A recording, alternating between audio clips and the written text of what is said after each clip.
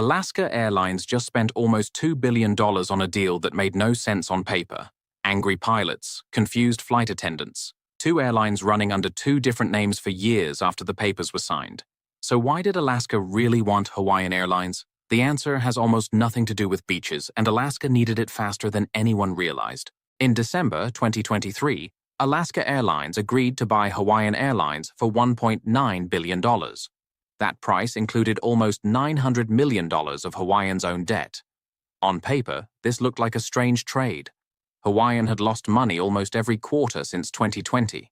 The Maui wildfires hurt tourism across the islands. Trips to Japan were still slow to recover. Engine trouble grounded planes Hawaiian badly needed in the air. Regulators spent nearly a year picking the deal apart before the Department of Justice let it move forward in August 2024. Alaska was buying a company with real financial scars, and the mess did not stop there. Alaska had flown only single-aisle Boeing jets for its entire history. Hawaiian brought wide-body planes Alaska had never operated before. The two airlines did not even share the same booking system until April 2026, more than 18 months after the deal closed. Then came the people problem. Alaska's pilots and Hawaiian's pilots still fly under separate contracts years after the deal closed. A committee is still working through the painstaking job of merging their seniority lists, and roughly 10,000 seniority letters have already gone out just to start sorting who ranks where. Alaska's flight attendants recently won pay raises between 18 and 28%.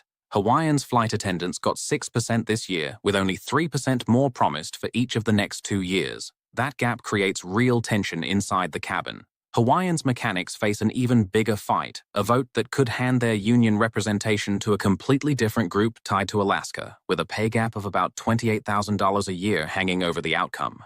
Add in 2 separate brand names, 2 logos, and 2 loyalty programs that had to somehow become one, and this looked like a company biting off more than it could chew. Alaska even chose to keep both brands alive side by side, the same playbook European airline groups use when they run several airlines under one parent company. That choice alone added years of extra complexity that a simple takeover would never have required. So why take on all that trouble? The answer starts with a problem Alaska could not fix on its own. For years, Delta Airlines kept growing at Seattle, Alaska's home airport. Delta added long flights to Asia and Europe that Alaska simply could not match because Alaska had no wide-body jets and no international network of its own. Alaska did not have a decade to spare while Delta quietly took over its own backyard. Alaska's own leaders admitted they wanted to go toe-to-toe with Delta at their home airport, not slowly fall behind year after year. Hawaiian was not just a struggling airline sitting in paradise. It was a shortcut that let Alaska skip straight to the front of the line.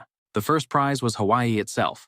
Before the deal, Alaska and Hawaiian barely competed with each other, with only 12 of their combined routes overlapping.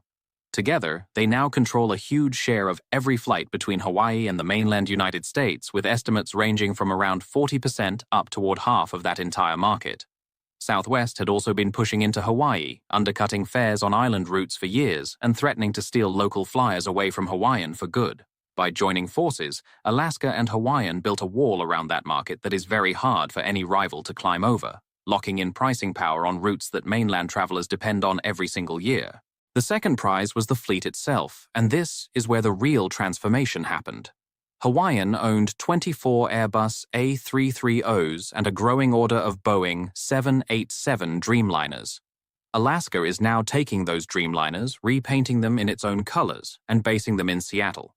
In January 2026, Alaska placed its largest fleet order ever. New non-stop flights to Tokyo and Seoul are already in the air.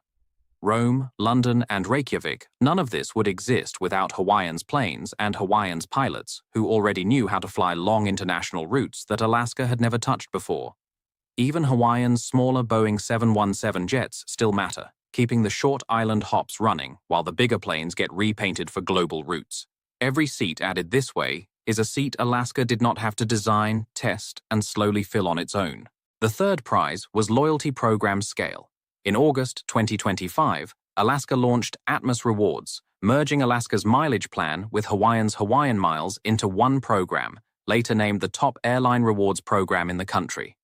Hawaiian is also joining the One World Alliance, the same global network Alaska already belongs to, opening up more than 1,000 destinations worldwide through partner airlines. Free Starlink internet and easier companion awards followed soon after. Hawaiian even ended its old partnership with Delta, a clear sign of which side it now belongs to. A bigger loyalty program means more credit card revenue, more repeat flyers, and more data on how people travel. For an airline chasing much larger rivals, that kind of scale is not a nice bonus. It is survival. The fourth prize was Honolulu itself. Daniel K. Inouye International Airport sits in one of the most useful spots on the map for connecting North America to Asia and the South Pacific. A flight from Seattle to Sydney can pass almost directly over Hawaii, turning Honolulu into a natural stopover point instead of a detour. By controlling that airport, Alaska gained a bridge between two continents, not just a vacation hub. Honolulu is now set to become the airline's second-largest base, right behind Seattle, and cargo traffic through the islands has already grown alongside the new passenger routes, turning the airport into a working engine for the whole company, not just a postcard destination. But here is the part most people miss, the real reason this deal was worth every headache. Alaska was not just buying an airline, it was buying its way into a different category entirely. Before this merger, Alaska was a strong regional carrier boxed in below four giants: Delta, United, American, and Southwest. After absorbing Hawaiian's wide-body jets, international routes, and Pacific network, Alaska's own leaders now describe the company as one of four global American airlines. That single shift in status is the whole point of this entire deal, and it changes how banks, business travelers, and even Boeing itself treat Alaska going forward.